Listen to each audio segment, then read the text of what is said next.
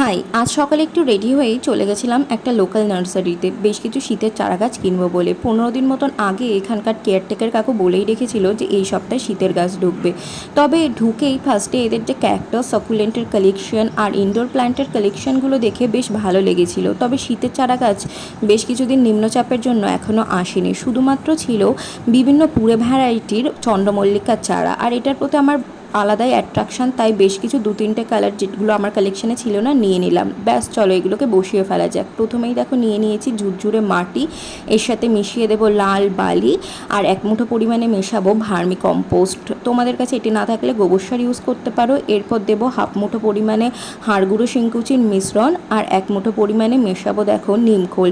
এরপর মাটিটাকে ভালো করে মিশিয়ে নিয়ে প্রত্যেকটা টবে এই মাটি দিয়ে কিন্তু চারা গাছগুলোকে বসিয়ে জল দিয়ে আপাতত সেমি সেটে রেখে দেবো। পরে দেবো এই গাছগুলোকে ফুল সানলাইটে।